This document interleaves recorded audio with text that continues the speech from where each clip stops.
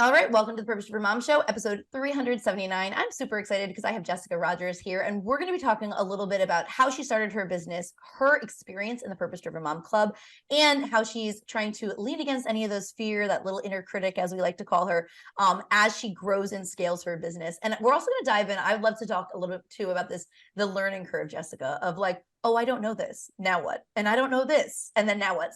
So many things we're going to talk about today. Jessica, before we jump in, can you tell me just a little bit about you and your family? Sure. So my husband and I met at our college Christian fellowship, and we have been married 21 years this year, if you can believe that. Wow. We have two girls, ages 8 and 10. And as you know, I am New Jersey born and bred, and I love the beach, tacos, and coffee. I love that. Yeah, before we got on Jessica, I know she's from New Jersey because I'm from New Jersey too, but I don't think I realized how exact close we were. So we were just talking about that. And I think that's really fun. I met somebody the other day at my kids' bowling thing over the summer, and they were like, I know you. And I was like, oh, hi, I know you. They were like, I saw your podcast. And it's just so fun to like find people in the area. And, it's been really cool watching your journey, Jessica. So you came into the club, and I know that when you started, having a business like I don't think it was on a huge vision board for you. Like it wasn't like really prominent for you. Can you tell us a little bit about your experience when you came in? Like what drew you in, and how were you feeling at that time? Sure. So I know I was not projecting that the business was at the forefront, but actually, that was a large reason that I joined the club. Ooh, tell me. I'm a former teacher like you. And also, like you, I was a perfectionist who was passionate and creative, and I worked all the time. I just poured my entire life into my career. And once I had kids, I was like, I could not go back to teaching that way that I did before. And so for me, I felt like I probably was going to have to do something else. I just did not know what that something else was. And I had run a small business on the side before, but I didn't feel like I had really done that well with the business end of it. It was a clothing and jewelry business. The creative part was great, but I felt like I was always scrambling behind the scenes. So I knew if I was going to do something else in the future, I wanted to have two pieces in place: the financial piece that I needed to do a lot of learning about, and the productivity piece, or tracking my to-dos and making sure that I was really on top of things. So I found you, I think it was one of those like ultimate bundles things. I looked back, I sent you a DM in July of 2022. So Oh, that's, I wow. know, I Yeah. know when I found you because I have like a record, and I had heard a teaching that you did. It was like a little, one of those little webinar things. And I think it must have been about time blocking and the 15-minute formula. I'm not even sure your book was out yet, but it was Yeah. that concept. Yep. It was that concept. And it really vibed with me because I had already been trying to work on this piece. And so I had read all the big books. I had read, Getting Things Done. I had read all these books. They were all by men, and none of them addressed the reality of motherhood. It was like, just write all these lists and break down all your tasks. And I was like, I don't even have time to start the list. Yep. So you're teaching about I just remember you talking about you're going to get interrupted every 15 minutes at least. And I was like, yes, I am. That is my life. Yeah. Someone sees me, someone hears me, Yeah. someone sees me.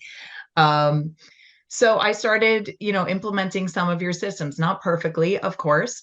But even just those little mind shifts, like the microwave minute.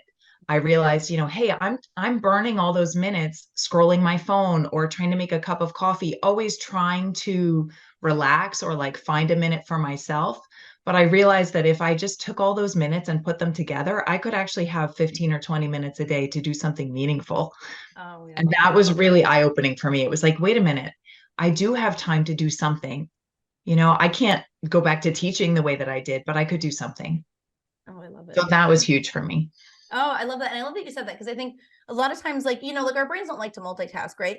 But one of the things I try to teach people with the things like the microwave minute is we still have to do the chores, right? Like, I still have to manage my home. I would rather shove those into the minutes and the pockets so that I could have, like you're saying, that like collected time at the end of the day. So I don't have to worry about the laundry then. I'll fold a couple things every couple minutes, whatever. I'll get it done by the end of the day. I would rather have those 15 minutes for something else. So I love that you kind of use that concept. So you've been a club member now for a long time, and you've been able to implement SOAR. So SOAR is the program we teach inside of the club. I want to hear about your experience. Let's start with personal stuff, and then we'll go into business. What parts of SOAR do you think have really made like the biggest difference in just your personal life? There are a couple of things that have been huge. I would say the first concept was seasonality. Mhm. Because again, with that perfectionist mindset, I think I naturally come to things like, oh, I have to do all the things all the time. And we have what we call the birthday season in our family. It's already started. It starts in October and it doesn't end till January. It's everybody's birthday. It's my husband's and my anniversary, Thanksgiving, Christmas, all the things come all at once. And so it's like during that season, that is not a time for me to attack other big goals. You know, Yeah. when January 15th comes and everyone's birthdays are over, it's like, Yes. that's when my year starts. You know, that's Mhm. when anything that I need to work on or I want to work on for myself, that's the time. October through January, that's not a time for me to take on a big fitness goal or start a new Bible reading plan or whatever. I can maintain something, but that's not a time for me to add in a new thing.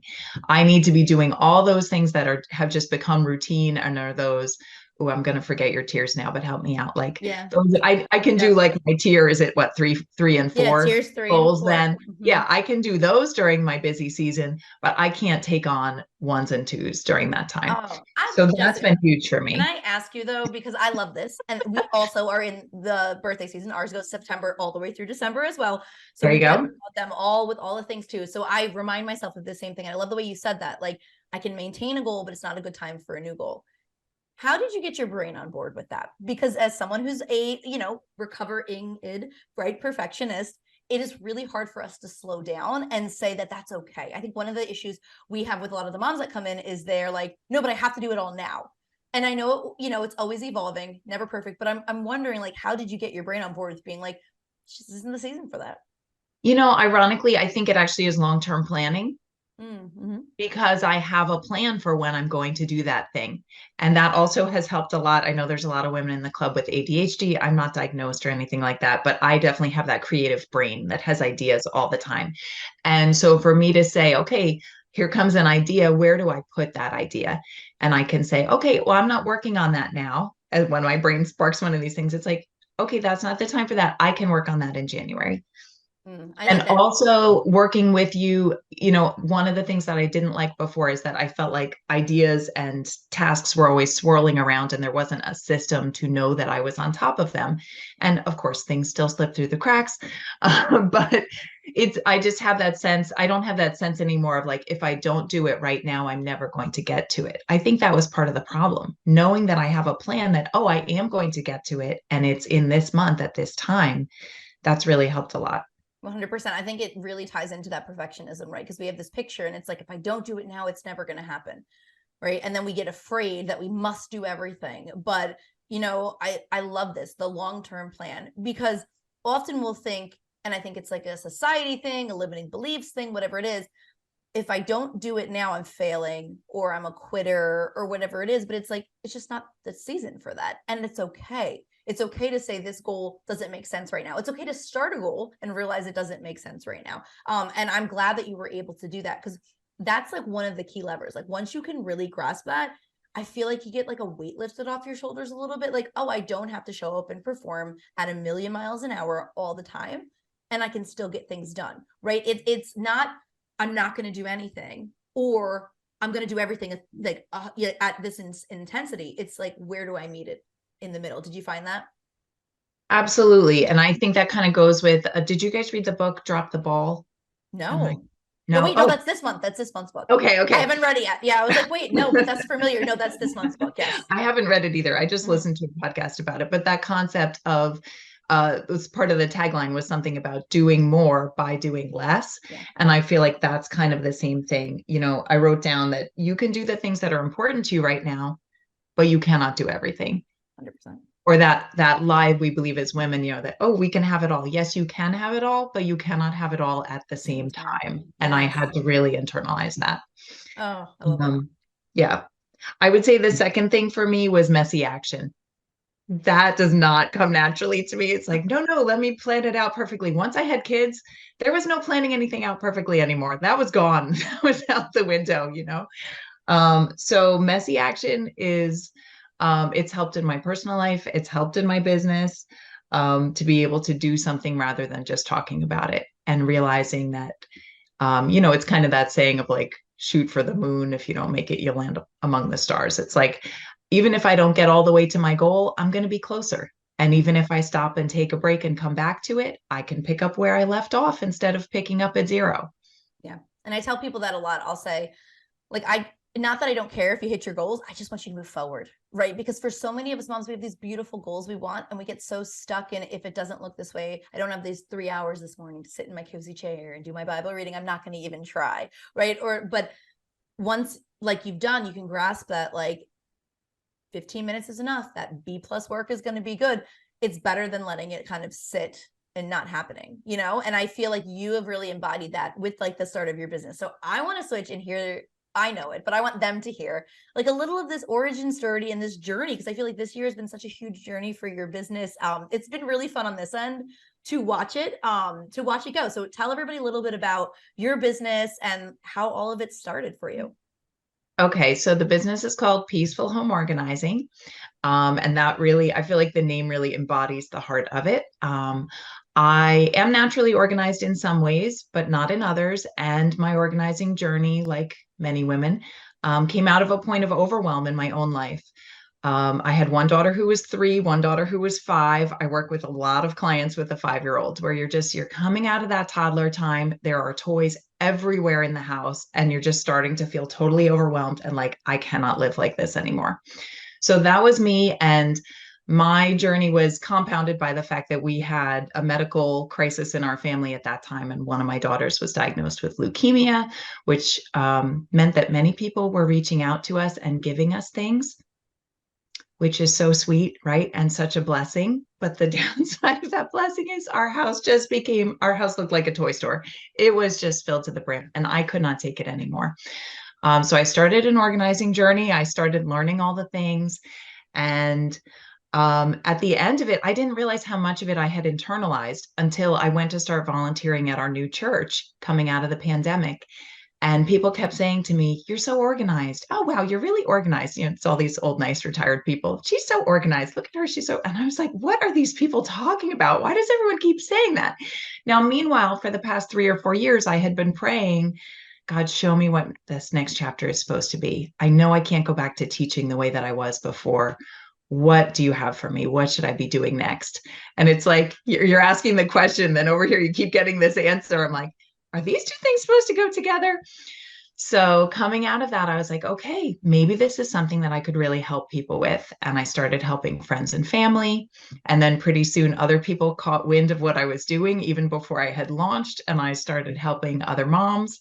And that's my business now, is helping busy, overwhelmed moms regain sanity and peace in their homes through simple changes.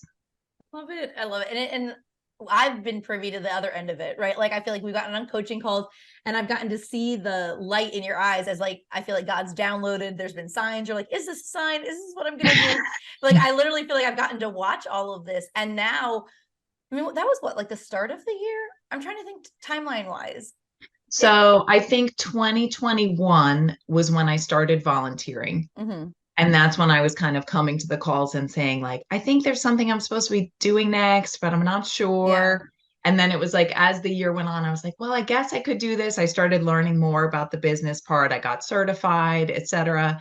Let me think. Actually, I got certified right before I found you. So I think that was where I was kind of coming in. It was like, okay, I did this thing, but can I really make a business out of this? And, that's where the messy action, the good, better, best, the accountability, the dream, learn, plan, do. There are just so many things in the club that have been fundamental. Um, Even the batching and block scheduling, where I used to feel like I just did not have time in my mom life for a business. And it's like, okay, or you can choose to make time Yeah. And just look at it differently.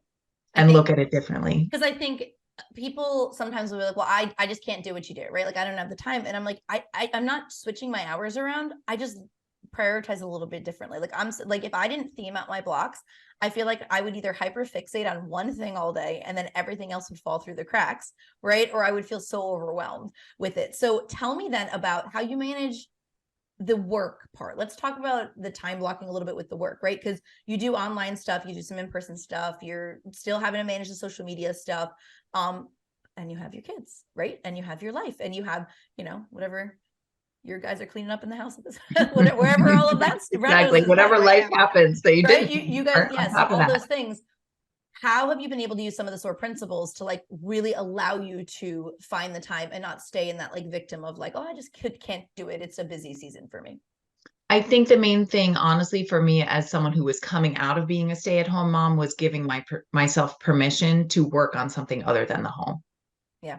That really has been huge. I mean, just for me to say, okay, I'm not working on the house right now. I can ignore that. I know that there are dishes in the sink. I know that there is laundry waiting to be done, but I'm choosing not to do that right now so that I can choose to do something else. But also knowing that I have a plan in my day for when that is going to happen. And that takes that pressure off. And some of it is choosing to let my kids see me doing more of the housework. Mm, How silly is that, right? That I had this mentality of like, I need to get all this done while they're at school. That's so silly. This is real life. They should see me running the home. They should be helping running the home as well. Um, so I now am putting more of those chores during my, family block, my home block when my kids are around. And yeah. that's fine because I can do dishes on autopilot. I can stand there and talk to them, while I'm Yeah. doing that. And that's what's buying me the time during the day to be doing these other things. Yep. And some of it has been sacrificing other things as well. That volunteering that I was doing at the church, I was going every week, once or twice a week. Now I'm going once a month. And that might not be forever. I may ramp that volunteering piece back up again at some point. But actually, this even came up this Sunday at church. The pastor came up and was asking, oh, would you be interested in doing this? And the children's pastor was standing there with me. And she said, well, something I really appreciate with Jessica is that she doesn't take anything on without thinking about how it will impact her family. And I just thought that was so interesting that she had noticed that, because my first question for myself now when something comes in is, what am I going to drop to make room Yeah. for Oh, I love that. that? Yes, because that's how we have to look at it. And it's That is okay. how I have to look at it. It's okay. Like I shared on Sunday Plan, like I have just backed up from serving at church. I used to serve with the youth ministry and I was there every week and it was like a lot. And I noticed that we weren't getting there as a family because my kids had other activities. So I would come in, I would serve first service, and then I would leave. And I wasn't going to service at all. And I said to my Mhm. pastor, I was like, I can't do this. Like I need to go for me. And it was a freeing feeling because I think sometimes we feel whatever, some type of way about how we can't back up or we can't, like we feel like we have to continue with things, but in certain seasons, some things just change. And I like that you mentioned this, doing the things around the kids, because I know I was like listening to a podcast or something and they were saying that maybe it's like a TikTok and it was like, well, I just showed up and like my lunch was there and the laundry was there. Right. Like my Yes. mom just did it. And then I became an adult and I was in college and I didn't know how to do any of these things because my mom just did it. And it's not saying like, like my kids do some chores, they don't do everything, but even just modeling that. So I think that's a really good, we have a lot of stay-at-home moms who want to start a business. So I love that you brought that up. I do want to talk about some mindset stuff that's like recent for us that we've talked about in the calls. So one of the things I know that was like holding you back was like just announcing your business. So Jessica being a client, like she was getting work right through word of mouth, but you hadn't like publicly said that you were doing this on your page. So tell us what was holding you back there. I think it was, you know what? I'm not sure. Part of it is the messy action piece. Did I want to have all my ducks in a row and really be doing something to the nth degree before I launched it? And part of it, I don't know. I think maybe there was a fear piece there. And I did share also part of it was a fear of like, oh, what if too much work comes in Yeah. and I'm not equipped to handle all of it? What am I going to do then? And actually that happened this week. I had too many clients reach out. I couldn't serve them all. I'm booked for October, and some people don't want to wait until November, December. Some people are willing to book ahead, some people are not. And so I just said to the one client, can I add you to my waiting list? I work with moms. We all know mom life happens. Inevitably, someone cancels because their kid is sick. Yeah. That's my business. And I don't mind that because I'm a mom too. And there may be a day that I have to cancel because my kid is sick. So I want to have that give and take. But I realized it doesn't have to be a complicated answer. It can be as simple as, I would love to serve you, but I can't right now. May I add you to my wait list? Like that. And I like that you went ahead and did it. I think there's a lot of stuff that can hold us back from it. And I don't think people talk enough about that fear of success. Like what if it becomes too much? Like, this is one of my struggles. Like, what if I can't handle it? And then my family, because I've had points in my life where I've burnt out and my family was the sacrifice there. And I don't want to go back there. And so I don't think we acknowledge enough that that is a huge thing, but you did it, you got it, and you were able to move around it. So for anybody who's afraid or nervous or like, could I do this? Just, I love this messy action like theme of today. Just get started with it. So before we close, I want to ask you, I know you utilize the accountability calls and things like that. Can you talk a little bit about how that has helped you? Because you mentioned that at the beginning, that was like something that was really helpful, keeping you kind of on track. Absolutely. I think you've mentioned that that is an underused part of the club by some members. And I think for me, it really is the most valuable part of the club because I feel like it's the part that keeps going on even after you've completed SOAR. Now, I know a lot of people go back through SOAR and just continue gleaning from it, which is great too. Um, but the accountability is there for you every week, whatever your goal is, whatever your season is. And for me, I don't know if you've ever read Gretchen Rubin's The Four Tendencies, Mm-hmm. but that concept of the obliger, the person who will do something because someone else is Yep. counting on them. I think as teachers, right, we went into a service profession. That probably means that on some level we want to please or serve others. And so for me to know that there is someone that I told I was going to do something, I remember honestly the week that I told you I was going to launch the business. And I think it was like either the day before or the morning of the accountability call, I got on and registered the LLC because I was like, I said I was going to do this. I have to do this. Now, obviously, there are times that I show up and I say, oh, life happened and I didn't get to that this week. But even so, it's keeping it on the radar. It's keeping things moving forward. And it's giving me that little bit of outside, I don't want to say pressure, support, I guess would be a better word. It's nice. And what I love, and I know that we've talked about this before, is that I see myself using the coaching method that is used in the club with my clients, Yeah. Love which it. I just think is hysterical, but it makes perfect sense, right? It's that modeling that, when clients show up to a session, we focus on the wins. It's always positive, it's supportive, it's curious. If something isn't working or it didn't happen, oh, okay, well, let's look at that. What's the barrier? How can we work around that barrier? Oh, I love that. That's so fun. And yeah, we have about 260 club members.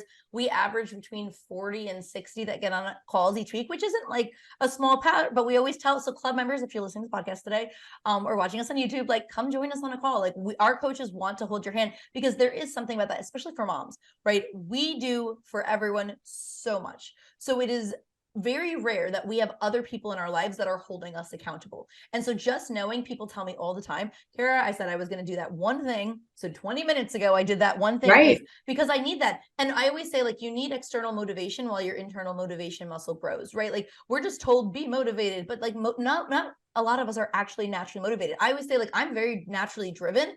I'm not naturally motivated, right? And there's a distinction there. So having that accountability, I'm glad that that's something that you use. So one thing before we kind of point everyone to your direction, doors to the club are open right now. They'll be open until I think it's the end of the week, November 3rd for our last cohort of 2023. If somebody's thinking they're on the fence about the Purpose Driven Mom Club, what would you say to them?